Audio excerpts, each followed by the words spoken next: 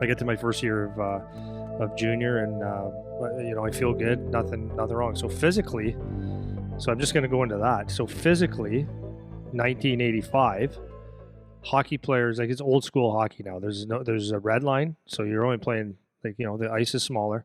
There's a lot of clutching and grabbing. There's a fight every 2 minutes. The bigger you were, the better. If you could, if you didn't necessarily have to skate, because you can get your stick into someone and you can, it was a physical game, which I was fine with. But I was only 5'9.5" and 170 pounds when I was 16 years old playing in that league. So really, really, really tough league. But as far as the skating, I could skate with anyone, pretty much. I could shoot a puck.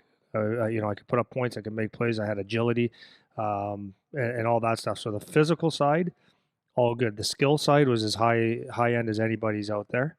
So like all the hockey stuff, I was fine with. What I didn't understand going into junior, and this is where the guidance and I'm not saying there wasn't any around, but I didn't know where to get it, or I wasn't smart enough, or my head was up my ass so far that I didn't know that I wasn't doing what I was supposed to. Like, there was other sides to the game besides minor hockey playing.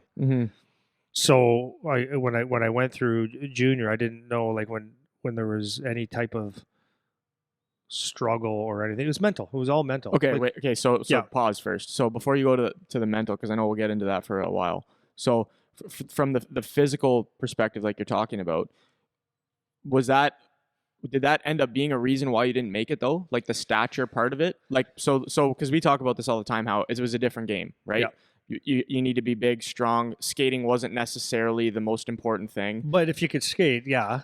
Probably one of the reasons why you could hang out there was because you could skate so well, right? Because you could make up for maybe a size difference with the fact that you could skate, But because of the way the game was played back then, do you think it could have been partly like a timing thing where physically maybe you weren't not that you were the wrong type of player, but you weren't like what was being looked for at the time? Does that make sense? Yeah. Well, like I don't care what anyone says right now about, the smaller player has a chance. They do. Like, we're talking 2018, 19, 20, 21, maybe through to 25. Yeah. They say that, the smaller player, you don't have to be big anymore. And I disagree. Yeah. I disagree, because you know what the first thing everyone asked when Charlie got interviewed?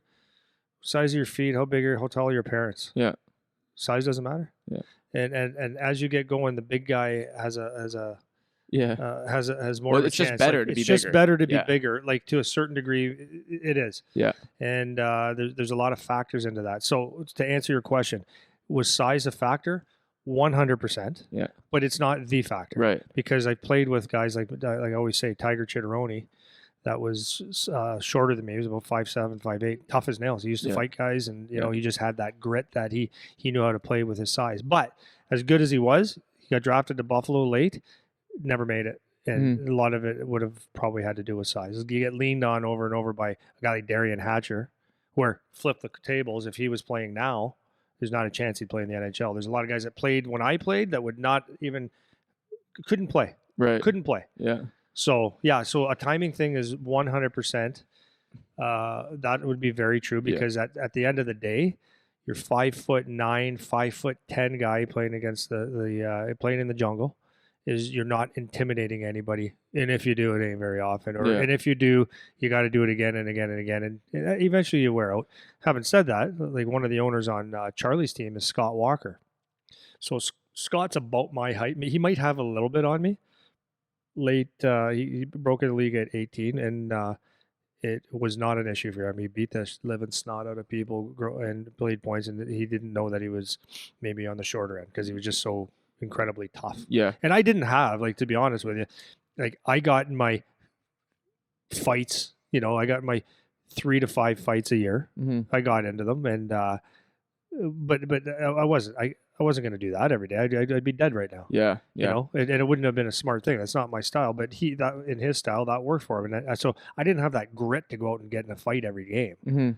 I wanted to play hockey as well. Right. It wouldn't have been good for me. So what we're going to kind of end up wrapping with is, like, it's going to end up being a combination of things. Yep. That is a reason why somebody doesn't make it, who is good enough. Yeah. Right. So given that you have the baseline of skills and the hockey stuff, like you're talking about, if you don't make it, there's a bunch of reasons. It's not just one thing. So this could just be one thing that you didn't really have a lot of control over, that for the time you were playing was more of a factor than it maybe would be now, let's say. So, yeah, it was more of a factor. Yeah, for sure. Like I always say, but it's always easy to say this, right? Yeah. But I always say that if I would have had my shot in the last 10 years, maybe I'm not as good as I think I was, but it would be more conducive to the way I played. Yeah. 100%. For sure.